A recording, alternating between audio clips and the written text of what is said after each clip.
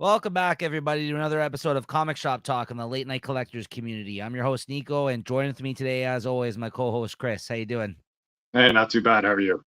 I'm good. I'm good. Last episode was a lot of fun. Of course, me and Chris got together in person and had a few and recorded an episode. And those are always fun for me to re-upload and possibly edit sometimes, depending what goes on.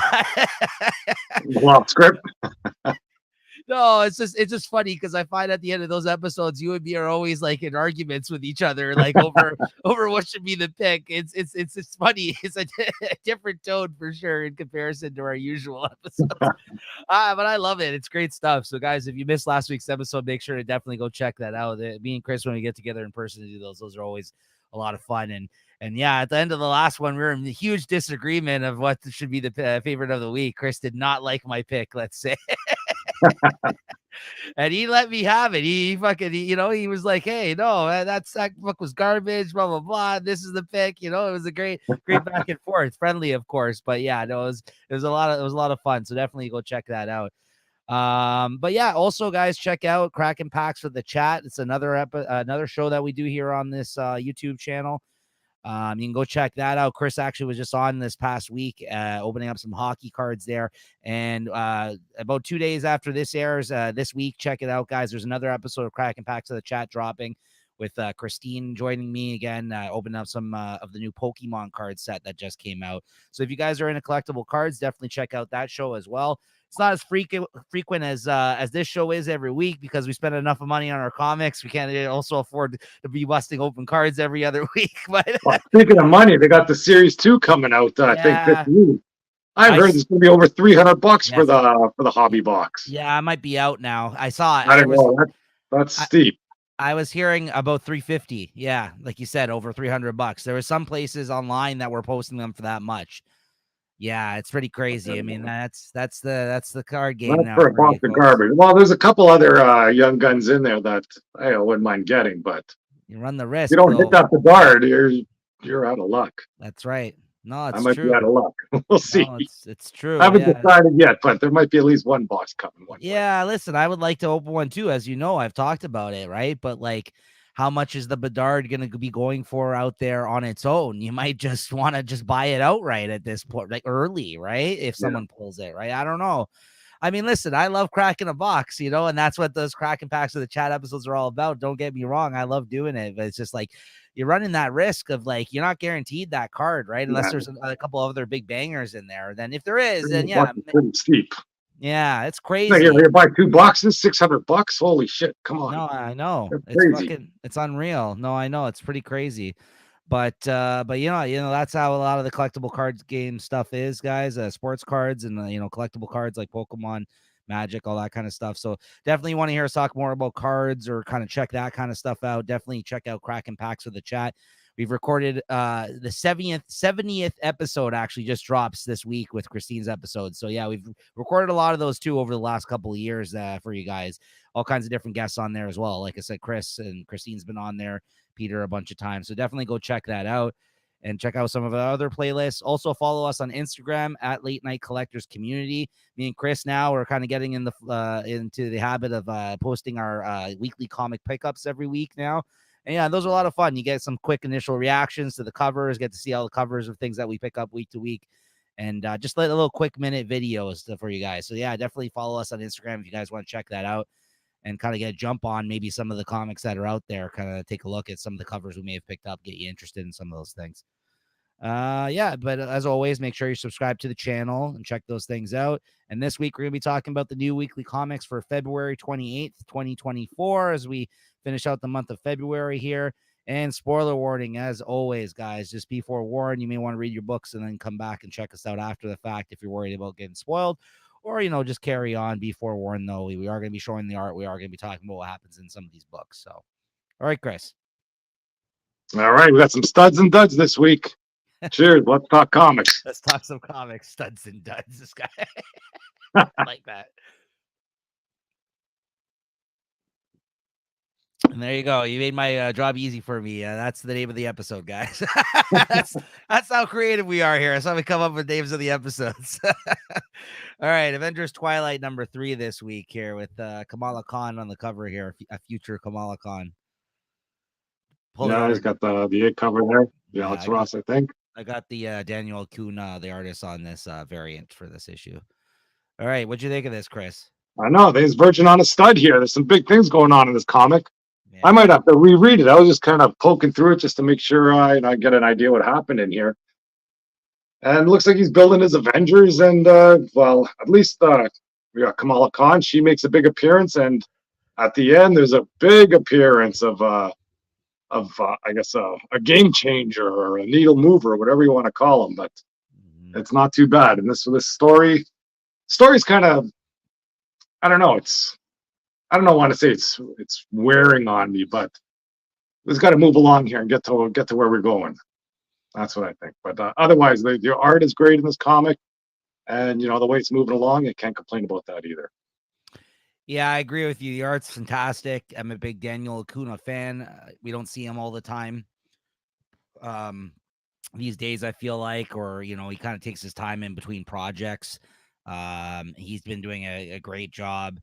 And you know me, man, I always say it on the show, I'm a sucker for the getting the band together trope. We get a little bit of that action in this issue. Like, I do agree with you that I am looking for them to move it a bit forward a bit more. We already are at the halfway point of this mini series, and I don't think it's 100% clear where we're headed as of yet, because we're kind of just as of this issue, kind of partially getting a team together, right? But it's been great. I think the story's really building though, and I've been really enjoying it the whole way through. And there's a lot of interesting things happening. There's a whole thing where looks like Tony Jr. despises his father, and they have his head in like it's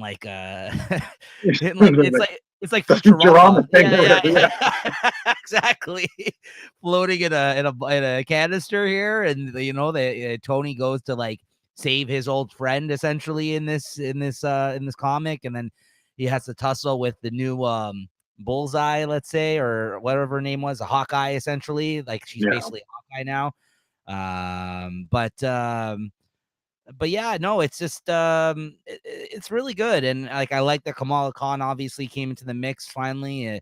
I guess it kind of spoiled it with her on the cover, but you knew that was gonna happen. Like, they kind of set that up, and it was one of those classic, oh no, I can't help you out, I'm sorry. And then Cap like kind of made her feel bad and like went on his way. And you kind of knew that was gonna happen eventually. She was gonna come and help him out. So I quite enjoyed that still. Him getting the shield. And who's this? Hold on again. Is this the reveal of who this was at the end here in this, or this kind of looks like a Moon Knight person in that costume there, kind of at first? Yeah, I'm not. I think Moon Knight might be a force of evil here or something, but I'm not 100% sure about that. Yeah, that's what the get up here kind of reminded me of here, right? And then he had this whole thing with him in the Iron Man suit fighting Cap, which was really good. And yeah, Kamala shows up, and I'm kind of actually blanking on this big reveal here at the end that you're referring to. Oh, there we go. Yeah. There you go. Thor came back, which is true. He had always kind of talked about him in passing in this, and I guess he sent the signal out in in this issue that he heard that he needed some help, and I think he was referenced, but he wasn't obviously, I guess, living among the mortals at this point in time. I guess like that's essentially, yeah. I don't know. I'm guessing that's what was happening, because he wasn't around, like, I guess, in town when all this stuff was going on. So I would assume maybe he's off in Asgard or whatever, right? So yeah, who knows?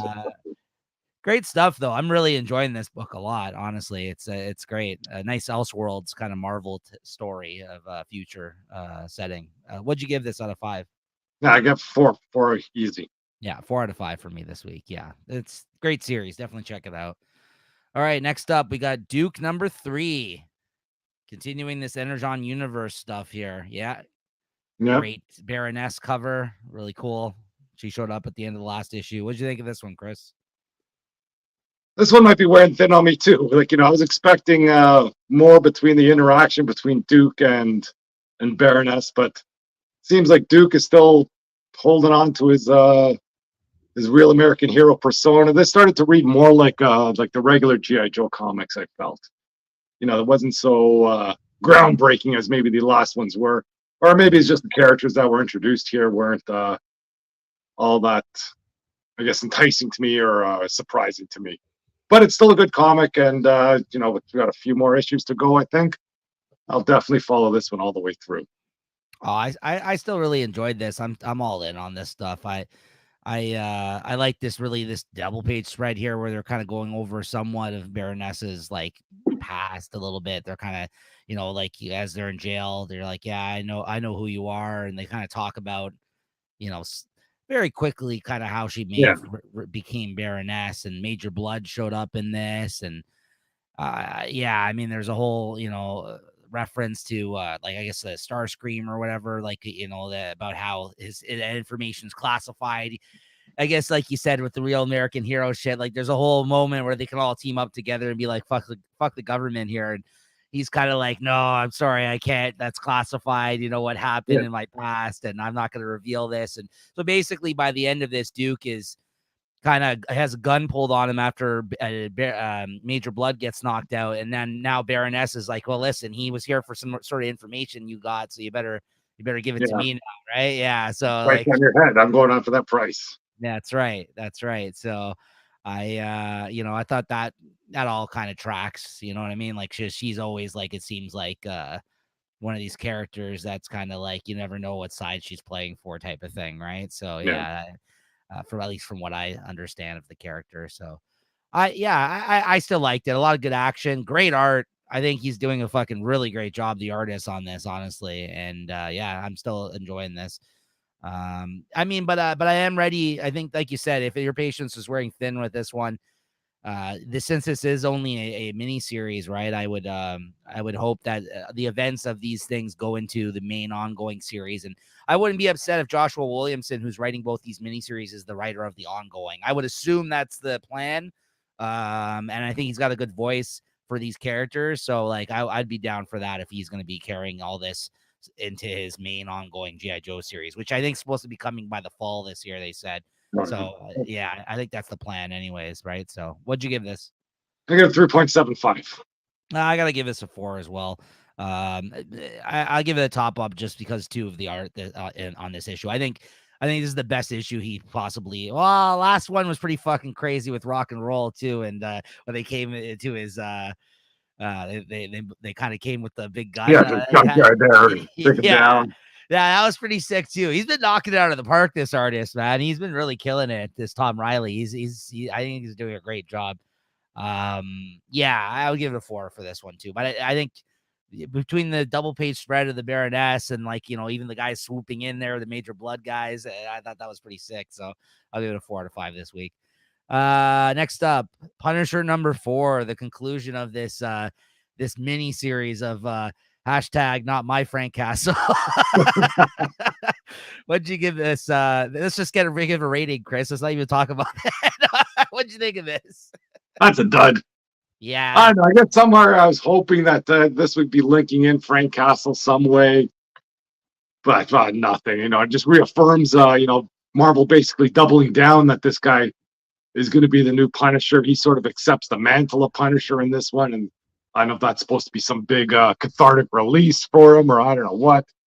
But I don't know who wants this guy's Punisher, and whatever. Yeah, at least I know I don't have to worry about buying this stuff anymore. Glad it's over.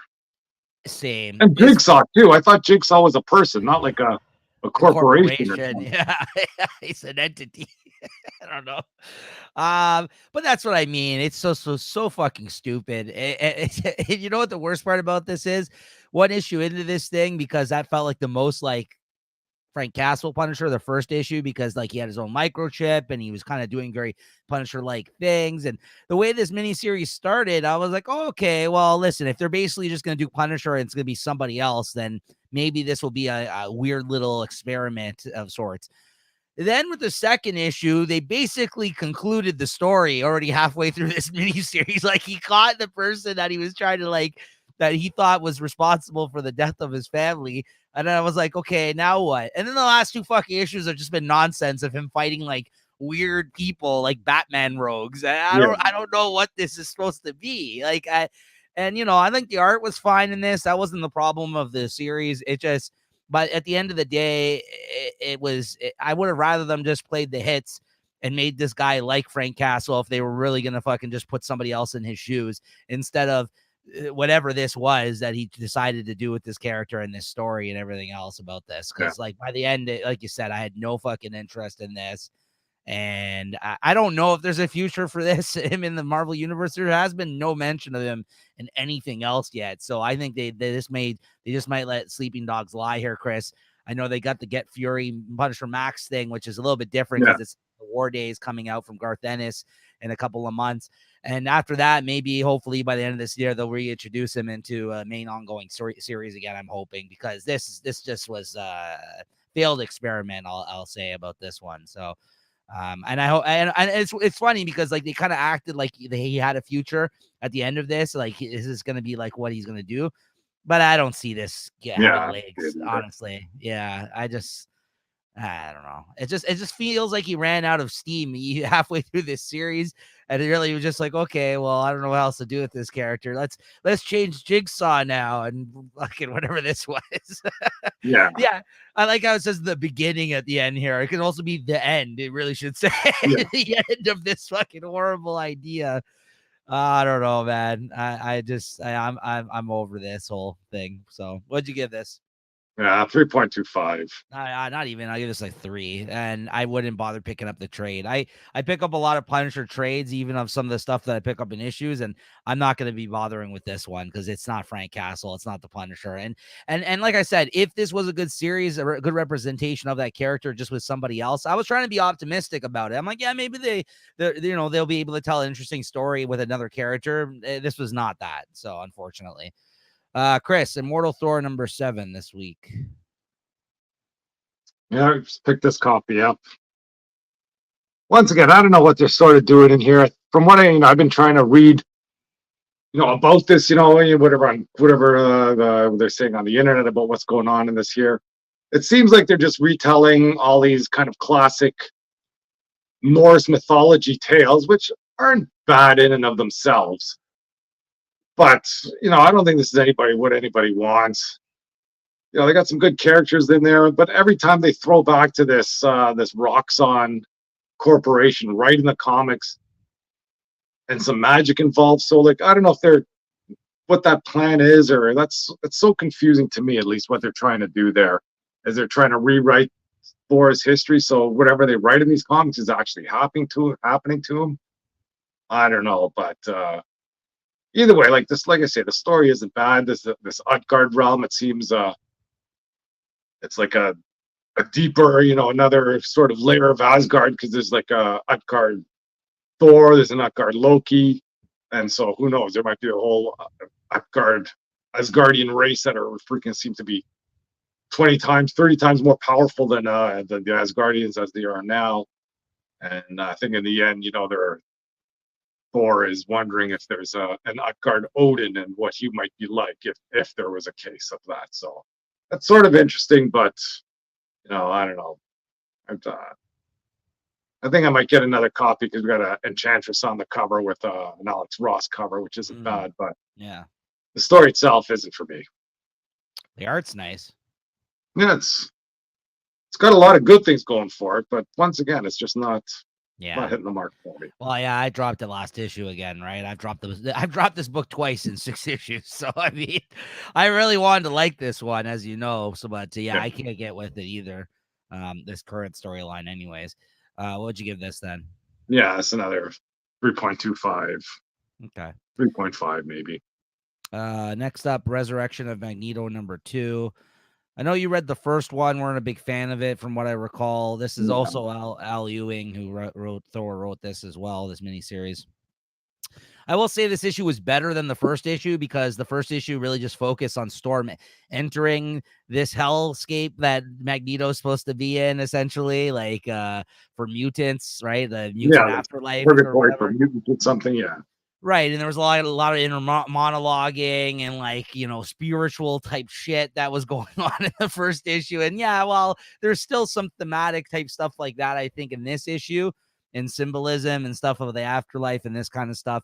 This one at least had Magneto in it, and it kind of more so focused on his train of thought now that he's in the afterlife. And there was the whole symbolism of this issue. There was like a lot of moments where he kind of like had to come to the realization, like there was a wall of names, essentially, of all the people that he was responsible for killing in his life, essentially, right? Like, so like it's like it's more like about atonement and stuff, like in the afterlife, for him, like having to deal with the realization that he's done a lot of bad in his life, and does he even deserve to come back to life and actually do right and help people again, because like he's kind of driven a little crazy by the fact of like coming to this literal fucking wall of names, right? Of all the people that he's actually had a hand in, if not responsible for killing himself.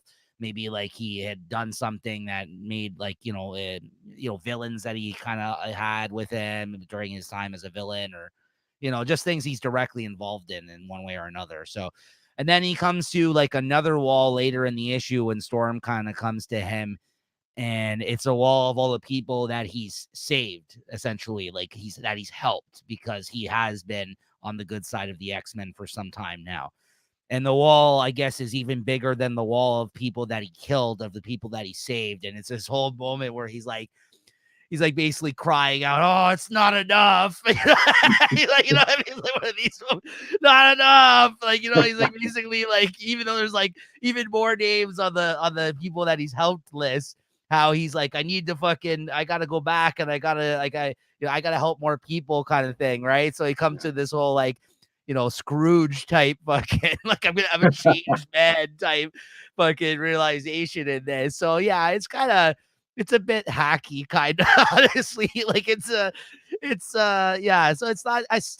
I did like this issue better than the first one, but I do think it is just funny how some of the events of this issue he had come to that realization about himself. Like, I get the symbolism and thematically and all that. It's kind of cool, like just to see the wall of all the names and stuff like that. But it's just funny how like this is how he came to this realization. I'm pretty sure that he should be aware of all the people that he saved and killed over time, right? It doesn't take you having to go to hell and back to fucking come to that realization. I don't know, but he was so wrapped up in the Krakoa shit, maybe he didn't notice. Who knows? Yeah. I don't know if you need 4 issues to tell this story. Right. It could have happened in one oversized one shot. Yeah, here's the wall of all the people that he's helped, right? So anyways, it's fine. I didn't mind it, but it's it's nothing special either. And at the end, there's some sort of dark presence now. It looks like that they're gonna have to face off against. I don't know what's going on there. But by the end of this, spoilers, I'm sure he's gonna fucking come back to life and maybe be there involved in the last whatever events of the Krakoa era that we have to look forward to. It's cool too, though. They did reference the stuff that's been happening in Scarlet Witch now in this issue as well, like how I mentioned in that series, how he sent them like a letter and stuff, like before he died, him and her and Quicksilver. It's kind of mentioned here in this issue somewhat. So I thought that was kind of cool. At least they're aligning what happened in this story as well. But I'll give it a 3.5. I thought the art was good. The story's okay, if not cheesy at times. But yeah, I don't know if I'm going to finish out the miniseries, because if it's literally just him coming back to life, I can just like, see that in the other X books, because I'm sure he's going to pop up in like Rise of X or one of those other fucking 2 titles, right? So yeah. I don't need to read the rest of this story. Next up, it's Phantom Road number 9 here this week. Still an interesting story. Still lots of questions. But I'm still here for it. Honestly, every time it's like another layer of this mystery that is very intriguing, and it's this one was kind of directly dealt with all the people, all the main players of this story so far, dealing directly with like their past traumas, I guess, things that happened to them in their lives, and how like they're connected to everything kind of going on, which, or at least that this whatever's happening with this paranormal stuff is kind of bringing this stuff to light, and they're remembering these things, whether or not there is a connection. There's definitely a connection with this cop's daughter and this guy that seems to be orchestrating this whole thing, or is behind it somehow, or knows what's happening. But these two people that have just been tasked with transporting that weird alien egg thing, and now it turned into like a little baby like creature. Like, I don't know what their connection is to this, but they both have had past traumatic kind of experiences in their lives. And one of them was kind of talked about previously with the truck driver, how his son had died. But in this one, you kind of get this, when they go to grab the baby, if kind of there's like a weird flash, and then they both are able to see and experience, like they're both traumatic, like experiences from their past, and like the woman's kind of watching it through like his eyes, like what happened to him as she's standing there. And the fucking guy, like he was like working on his truck, and his son was beside him, and he was just like, yeah, you can pass me that tool over there, I gotta get going or whatever. And then the kid passed him the tool, and apparently he was like beside the fucking truck, and he got swept up under the wheel, and the truck lurched forward and ended up running over his son, like crushing him, because it's like an 18-wheeler. I'm like, Jesus Christ. I was like, that's brutal. It just seemed like something that could have been avoided totally. He went to like do something under the hood, and then all of a sudden the fucking truck and lurched forward and like ran over his son and crushed him.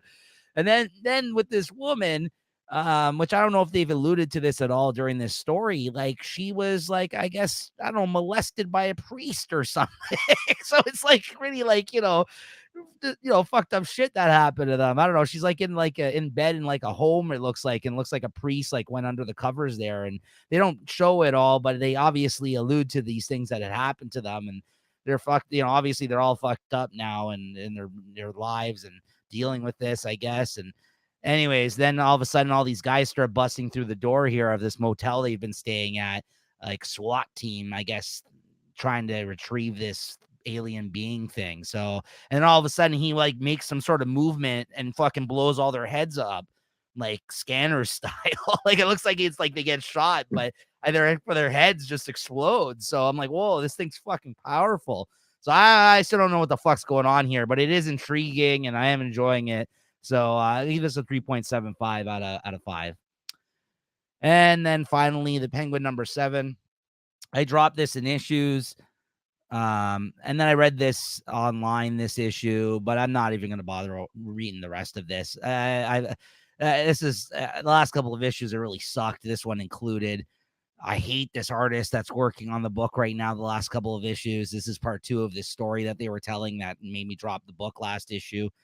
And yeah, I mean, make the Penguin look gross, but he looks like so fucking weird in this story. And the artist is not like, to have this fucking new art style halfway through this 12-issue series or whatever this is supposed to be is kind of distracting to me. And I don't know, it's bugging the shit out of me, this art. I don't like it. It's very muddied and weird looking, and the characters all look fucking weird compared to the previous artist that was working on the book. And this story, again, was just like about the starter of the Penguin and Batman's relationship, kind of like where he helped him out at one point and then kind of like somewhat manipulated him. And now like he's kind of, when he comes to this realization, he's trying to use the Penguin like for his advantage by kind of using him for information. And yeah, it's kind of like just like a back and forth kind of mind games between these two. Yeah, look how fucking disgusting he looks here. Like, I know it's a Penguin, but like, come on, man. Like, what is this? There's like a scene with him in the bath with his woman here, his wife, and I'm just like, disgusting. I don't know. He looks too frumpy, even for a fucking small, like weird looking penguin looking guy. Like, make him look gross, but this is just, I don't know. I don't even just like this art style. I think that's what the problem is here. Anyways, I gave this like a 2.75 out of 5. I'm done with this one. I don't even think I'm going to read the rest online and digitally either. So done with that. All right. World Tree number 8, Chris. Yeah, I'm just reading this one online. It's sort of holding my attention. I think picks up with, I guess, all his friends there. They're all in a room, and is it Gabriel? Is he the guy that's dead? Yeah. and it's almost like he's giving him a will or something in this one here. Yeah. Yeah, I don't know. I I think might try and read on this, but I think they kind of went back to more of the killing that's going on, or more of the mystery of what's happening in the world. Like I think we talked about this earlier. I'm not really too concerned about the minutia of the lives of these people. I guess they're all millionaires or something, or he left them all like $10 million. Oh yeah, they're like almost like a roadmap on how to just stop whatever's going on in this world here. stop the undernet from kind of creeping out again, because there's more people that have gained access to this like internet that they started Yeah, and put but a right stop. now in this world, the internet's over, right? They've shut down the internet. Is that what's going on? Well, no, they're trying to stop the. I think the internet's still live, but it's that weird fucking fucked up undernet or whatever the hell it's Yeah, called. Like it's the thing. That's what they're trying to stop, because there's people, I guess, that have been able to access it, that have learned how to do that. And one of the people that helped orchestrate that is that woman that walks around naked killing people, Fear, which is his sister. So yeah, like that's kind of him saying, like, in this will and testament here or whatever, that is like, yeah, well, you guys need to stop this, because if you're hearing this message, it's because I'm dead and I had predicted that she was going to do something like along these lines like this. And you've all been off, living your lives since we started this whole thing and we shut it down years ago. But now, like, it's begun again, and you guys need to put an end to this. I think this issue is better than the last couple, because, like, coming back from that first arc where it ended on a really interesting note, I don't understand why they didn't just put out this issue directly after it. Those last fucking 2 issues, I feel like you said, it had nothing to do with the ongoing story that we're like that we're currently dealing with in this story. It was kind of just like telling stories about characters from their past, which I thought were inconsequential to the main plot. And yeah, I really wish that this issue came out before, is all I'm saying, because this is like a little too late now. I think I dropped it with the next issue. I'm probably gonna still read it online, but it went to a place where I couldn't even follow the thread anymore. The last 2 issues, I'm just like, I don't know why I'm reading this book, because there's this interesting story that they left at the end of the last arc that they haven't even revisited. And now this is kind of like starting back up again, this issue. So I just think it was a bad choice on his part. I don't know why Tinian threw in those other issues, and there was barely any character development, I felt, added to the story through those ones. So yeah, because in this one at the end, this is interesting. Like, you see a guy, like, it looks like some kid that's affected by this undernet shit, and then all of a sudden, like, she goes to talk to him, and that chick shows up, the sister, yeah. and gets the killing. So yeah, it's again, I just don't know why we couldn't have had this 2 issues ago. Anyway, so a little too late, unfortunately. I think I've dropped it. I haven't ordered issue 10, but it might get interesting again. It started off really well. I just think it kind of meandered now at this point. So what'd you give this? Yeah, I gave it a 3.5. 3.5 for me too this week. Harley Quinn 37. Yeah, I think I just read this one online as well. Yeah. And I thought this storyline was over, but it seems that there's more going on with her and the multiversal stuff. And it just read, I don't know. Yeah, no, I don't got much to say about this story here. I No, thought this was the end of it in this issue. okay, well, I thought it was over already, but Yeah. I guess not. And if this was the end, it wasn't a satisfying end. No. And I don't know. It was just a baloney run or a baloney arc that I could run without. Like I said, the best thing that's been going on in these issues are the backup stories, and I might have to see some panels from the backup story, but I remember it being half decent. Yeah, it was kind of like a Blair Witch Project type of in the ring kind of like scenario here. This is not it. They had a bunch of different artists throughout this issue, though, different artists doing the art, but the main story wasn't good. But like you said, this is the Erica Henderson backup, which I quite liked, actually. It was Yeah. kind of like a Blair Witch type of thing with her in the woods, and then the Joker kind of shows up, and by the end of it, there's like a kind of like a ring homage here. You see different parts of the Joker, and then you see the person kind of crawling through the television set at the end of this issue, which I thought was kind of fun. Again, these have been kind of disposable backup stories too, but I think they've been putting good artists on them, and Erica Henderson, this artist that drew this one, is actually supposed to be doing the annual for Harley, and I quite like her stuff, so I'm looking forward to that. But that's kind of how this story went. She woke up from the dream, as she does at the end of all these issues, and she thinks she sees something coming through the TV, and she fucking throws her TV out the window. So I just don't know why. Like this whole multiverse fucking storyline has been not good, not interesting, and I'm just ready for them to move on from that finally. Like I even if it's the same creative team, it's just like I feel like this story has been going on for like 10 issues or something. Like it feels like that. And if it's just been like 5 or 6, like a normal arc, it's felt like fucking forever with the monthly schedule of these books coming out. That's how it's just been dragging. I would not be buying, and I know Chris, obviously, he's dropped it, as you can see. I would not be buying this anymore if like, Christine, like she also reads this and collects all the Harley issues. But like me personally, I would have dropped this series by now. And even she's in agreement because she's actually up to date on this series that it's not been great right now. So this is just a very bad lull in the series, honestly, and I hope they kind of get over the hump here. But what'd you give this? Yeah, a 3.25. The 3. Next up, Invincible Iron Man number 15. Ooh, not much bad to say about this comic. No, it's fun. But the one thing I gotta say is, what the heck is this cover have to do with anything that's going on in this comic? I thought, like when this issue came out, I thought it's going to be pretty much focused on what's that, Rhodes that's stuck in jail and he's breaking out, because I think that's where it was. They were talking about that in the last few issues. He's got that little medallion that's going to turn into a suit. But you get into the comic, okay, it starts out great. I got that Wolverine Sentinel there, hooking up with Tony, or meeting up with Tony Stark, and Tony Stark's powerless. He doesn't have a suit, and the new suit isn't all that. I got some nice moments between, I guess, Tony Stark and Emma Frost. And then, that sort of battle wraps up, and then it moves on to a big reveal there at the end when, he's reading, or he's talking about that new suit, and the new suit it's really a flight suit to prepare him for what was coming down. And I guess a lot of story, or a lot of issues, sort of paid off in here, because all those ships that, I don't know, whoever sent out to space to build, I thought they were just sort of a ruse there to throw off the Orcus, and because they were supposed to be full of all the Iraqi or Akari or the Mars mutants were all supposed to be coming out of those ships to help fight the war, but that wasn't the case. And freaking he turns into the Sentinel Buster. Yeah, I thought that was great too. It's like, and that Sentinel Buster's freaking giant compared to the Sentinels.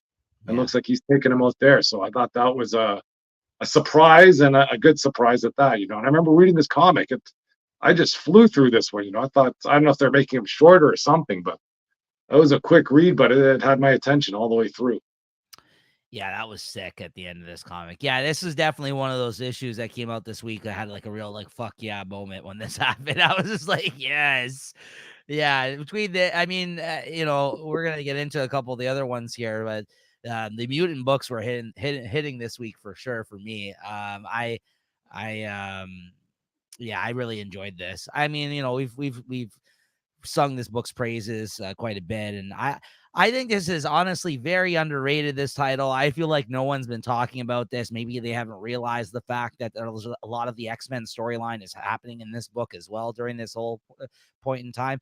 But I think it's been very good the whole way through. And I wonder if this is ending at the end in a couple months at the end of the Krakoa age as well, because it's basically served as a X-Men title this whole time. I hope it doesn't. Like, it's been a good run. They can just keep the Iron Man story going. It's not. Yeah. But one thing I could say, they could lead into the cheesecake a little bit more here in this comic. Well, there was. If you're going to go that way. There was a couple of moments. I mean, listen, the dress that she's wearing in this is like, it's pretty revealing, let's say. I know. That's why I'm saying, if they're going to go that way, then freaking lean into it. Yeah, listen, I mean, I'm here for it. You can't wear a dress like that and have her always with her arms over her body, protecting herself or something, I know, but that suit doesn't leave much to the imagination. She should be out there loud and proud and go like, oh, give me the I never ceases to amaze me these get-ups that they put her in. It's just like there's always some sort of like, you know what I mean? Like even from the Hellfire Gala, and I'm starting to wonder like who comes up with these. Is it the artist? Is it Jerry Duggan? I don't know, because between all the X-Men stuff that he's written and this, like there's been a lot of revealing dresses that Emma's been stepping up I in. know where he goes to get his inspiration from, though. I wonder. Listen, I'm okay with it, but yeah, what'd you give this out of 5?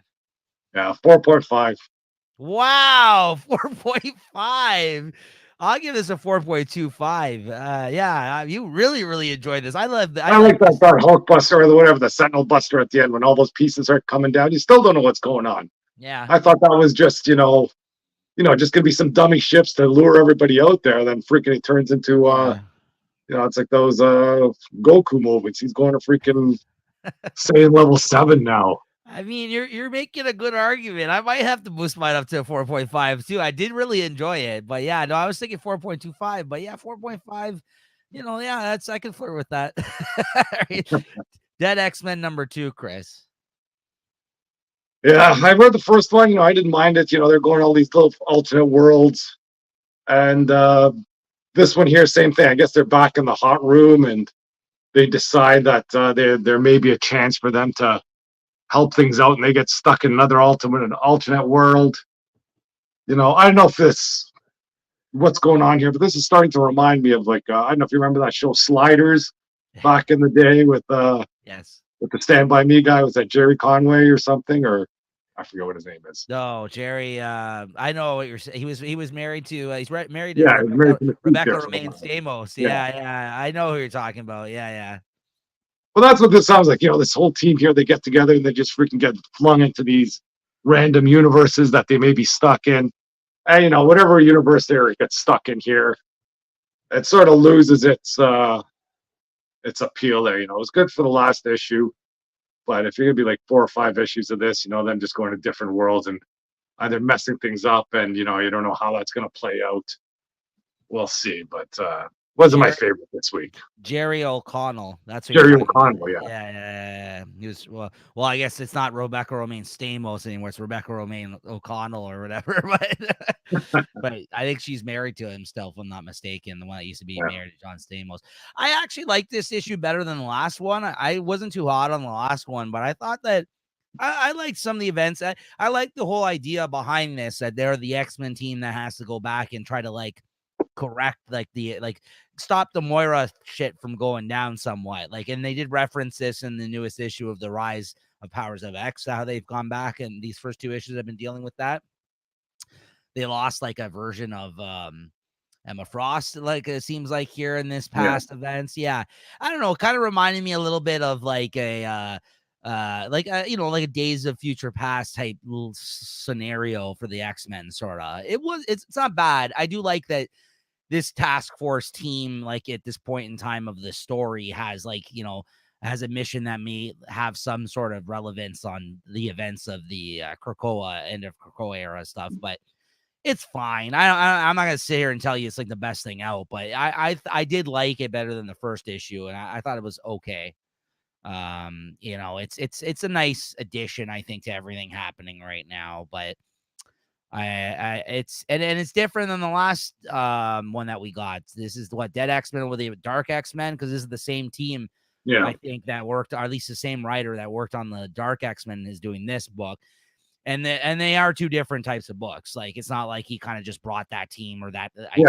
Different stories here. So yeah, that's it's all right. I honestly, though, I probably wouldn't stick with it or continue reading it if it wasn't tied into the events of this end of the Krakoa stuff. So I'll say that, if you're all in on this Krakoa stuff, it's worth checking out, I feel like. But are you going to miss much if you don't? Not really, because they kind of already referenced it in the Rise of X stuff. They reference what these guys have been up to the last couple of issues. So, it's not a huge loss. So what'd you give this out of 5? Yeah, 3.5. Yeah, same. Yeah. All right. Wolverine 44, Sabretooth War here. Yeah. Another banger issue. Yeah. It's freaking, they're really up in the violence, and like I say, this stuff with Wolverine on the table and he's got no legs and he's guns to go to get back to killing. And he goes, yeah, just stick my arms beside me and do what you got to do. Nothing wrong with that. And then they And got look, track. look Yeah. these Sabretooth thug. I thought this Captain America guy died already, but I guess not. And they capture him, and he sort of I guess reveals some of their plans. But the art in this one, I looking over this one too. It's this great art in here, and yeah, I think by the end he's pretty much still. I guess there's more to go here, but he's ready to take the war to Sabretooth. I love this issue. This was a lot of fun, man. I mean, I've been waiting a long time for Wolverine to be really good, and I think it's been on a hot streak as of lately. And I am disappointed I'm not buying this title. I've been reading these online digitally because it just came too far in the run for me, and I like to have the whole run of this. But I'm definitely going to be buying the eventual collection of this. I hope they put this all out on a big hardcover because this second half of this series, and they're going to conclude with issue 50, has been fantastic, honestly. And I think it's been a lot of fun.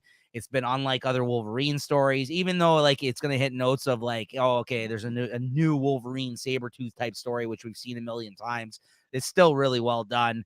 And like you said, the art's good. It's hidden. And I like the whole aspect of like the X-Force team that's with him here, like involved in the Sabretooth shit. So yeah, I'm all in on this. I love this. I like how, because of course the girl that came there, which one of the Cuckoos, which is Emma Frost's clones, used to be involved in a relationship with Quentin Quire. So that's why when she came here to help them, like she had like an invested interest in what went down here. So she really fucked with his head. And the fact that he thought that he was gonna like, because she's like a Omega level telepath like Emma Frost, right? So like he's just like, yeah, I got guards up for that shit because no one else could tap into it. And then she came through and she just fucking touched. She's like, fuck. I was like, yes, that's awesome. And I kind of like the idea that there's different versions of Creed in different universes and all of that. The really sad fucking moment with X-23 and her letter to him, like Laura. I mean, what the fuck? I mean, yeah, it seems so like overdone that part, but the world's best dad mug, but they still got me. I was like, oh, they're really torturing this guy. Yeah, the good stuff, good moments in this one. I really liked this issue this week. Yeah, and then they just blew his fucking brains out. Yeah, yeah, no, it's great. I honestly wish I was buying it because buying the issues because I'm looking forward to the collection.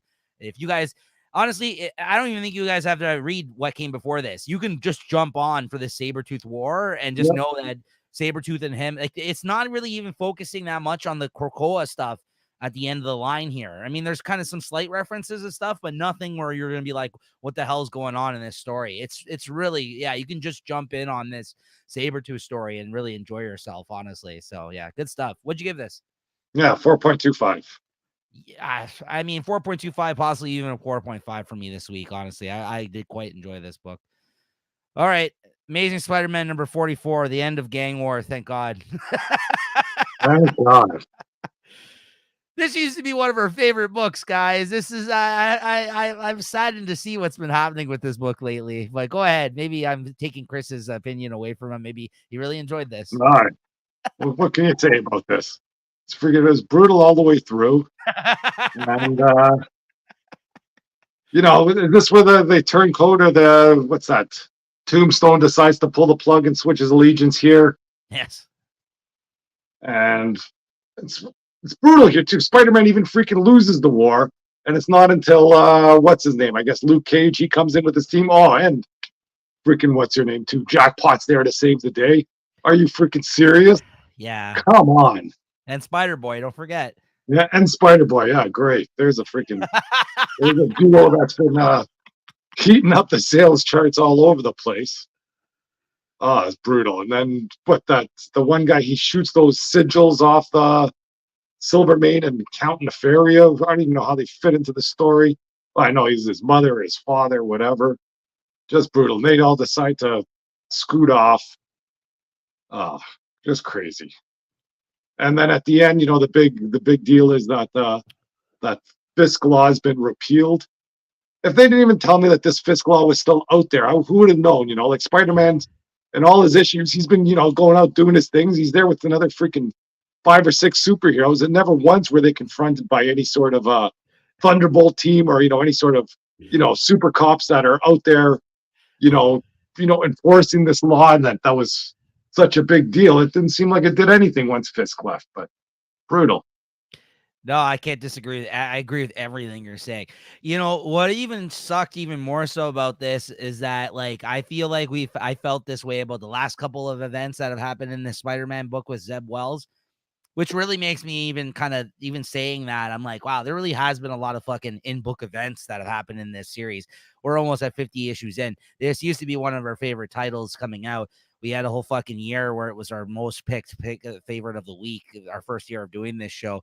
And it's just really, I feel like it really has come a long way in the sense that I don't know, it's not where it used to be in terms of the quality of the or how much fun the book used to be, even that first year we were reading it.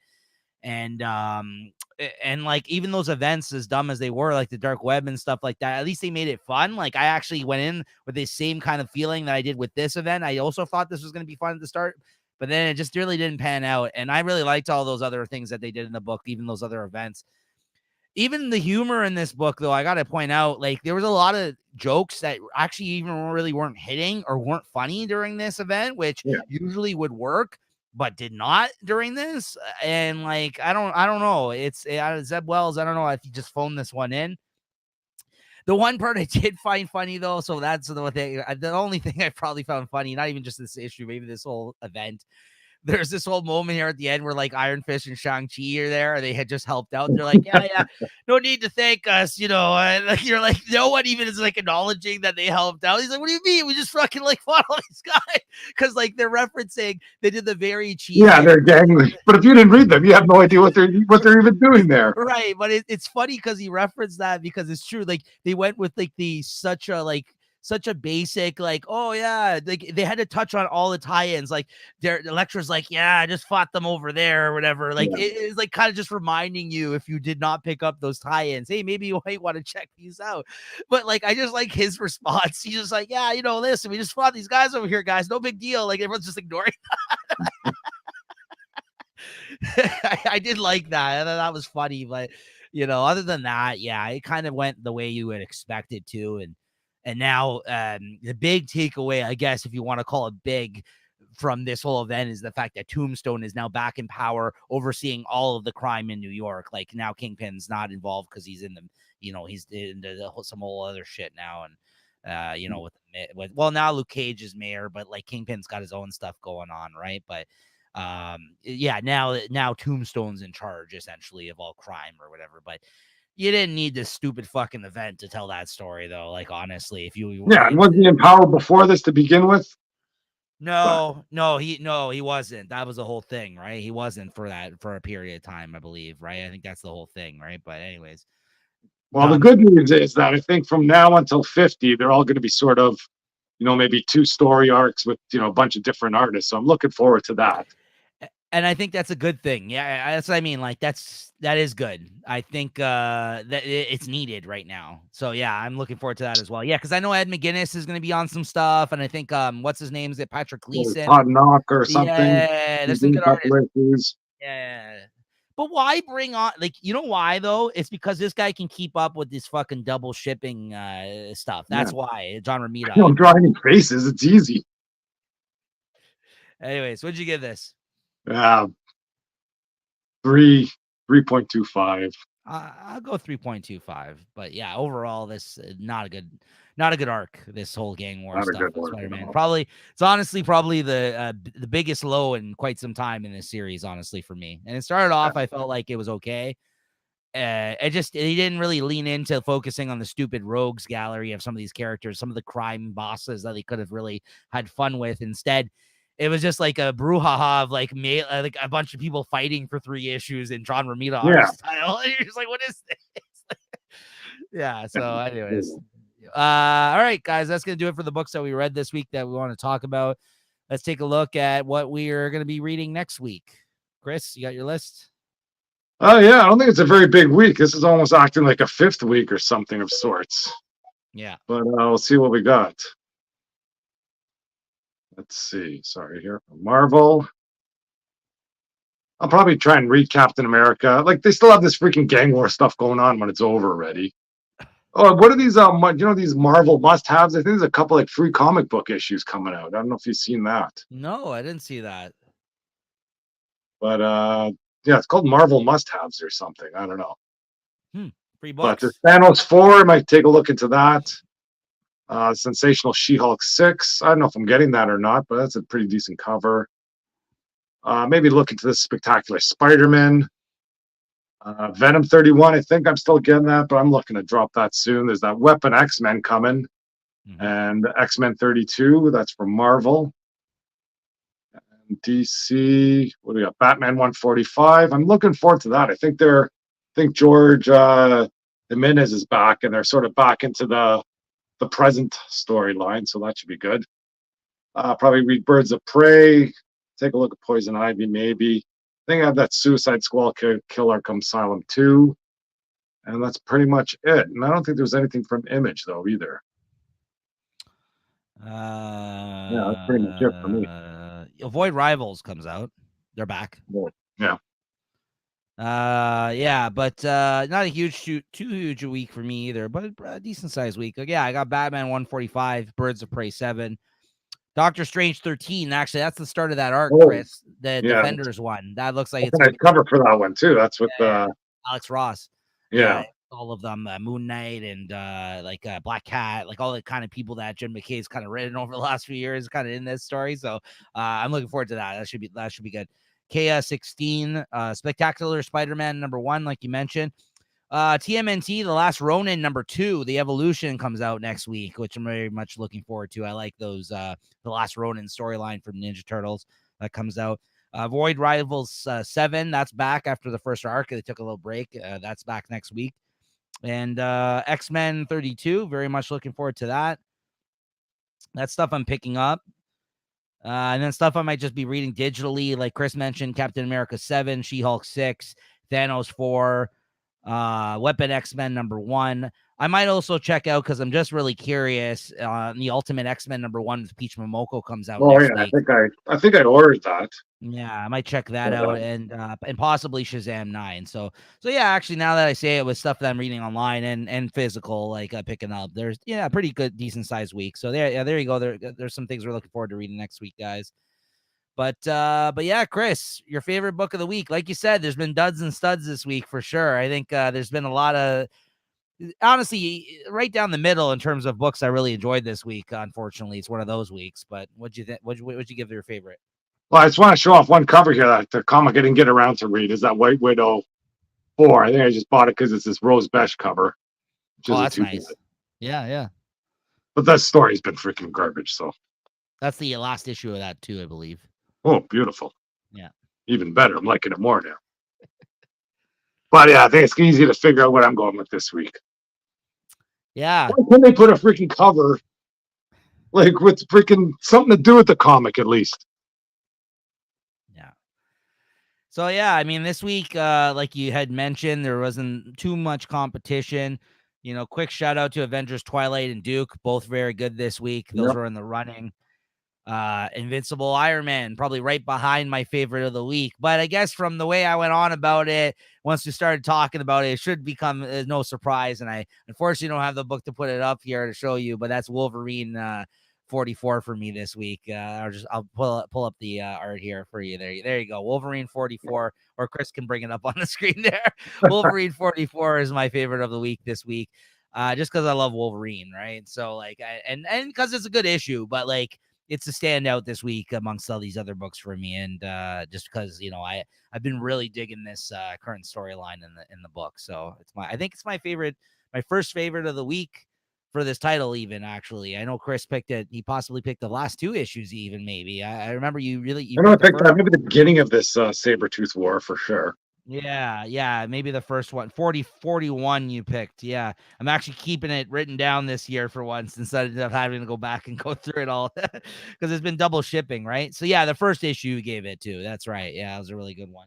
What the fuck did I give it to that week, actually? Oh, Ultimate Spider-Man #1. Okay. That's fine. That's fair. Okay.